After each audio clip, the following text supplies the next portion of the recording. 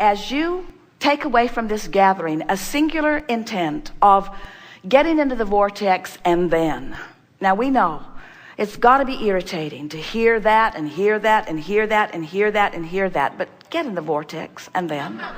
In other words, as you accept that you are vibrational beings, and as you accept that this vortex holds the vibrational manifestation of everything that you have come to be, and as you let your singular intent be to find vibrational alignment with that, it is our promise to you that not only will your day tomorrow feel even better than today, and the one after that even better than that, and the one after that even better than that, that there will be a tipping point where you will come really soon into conscious awareness of your personal power.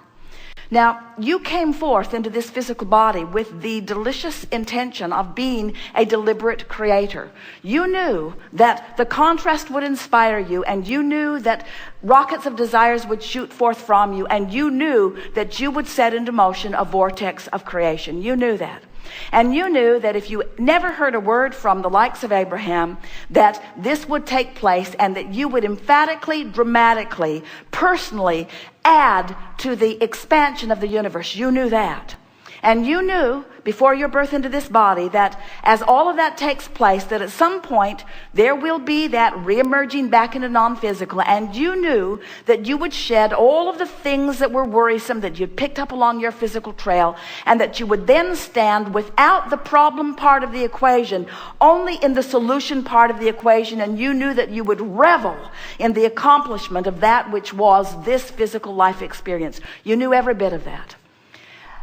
And so we're not talking to you in the way that we are in answer to your powerful questions in order to remind you of those things so much, because whether you remember that or not is really unimportant, because that's just the way the universe works. You're adding to it in a powerful way whether you know that you are or not. And you're on your way to a blissful conversation and realization of that which you are. You will return to your utter knowledge of worthiness, and you will be proud of this life experience and all it is meant for you. You will, and you will make a very powerful intention to come forth again and again and again, because the satisfaction factor is so huge.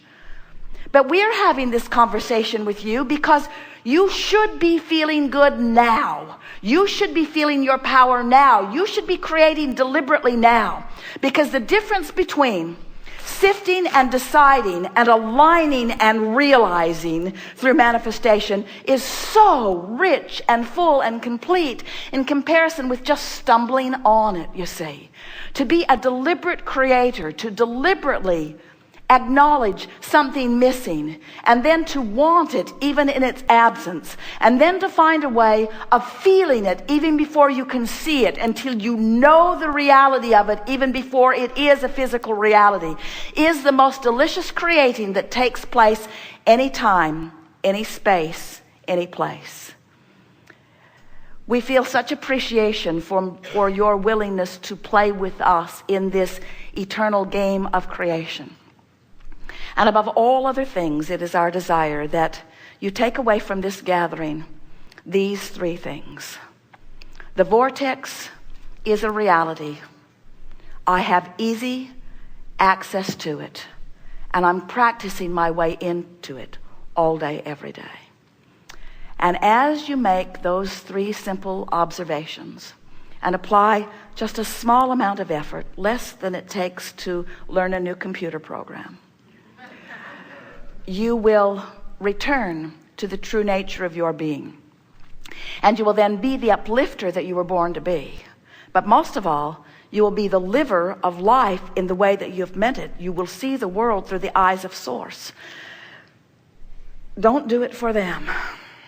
Do it for you. Sometimes the people who are around you don't deserve your kind attention to them, but you always do. There is great love here for you. And as always, we remain blissfully in the vortex.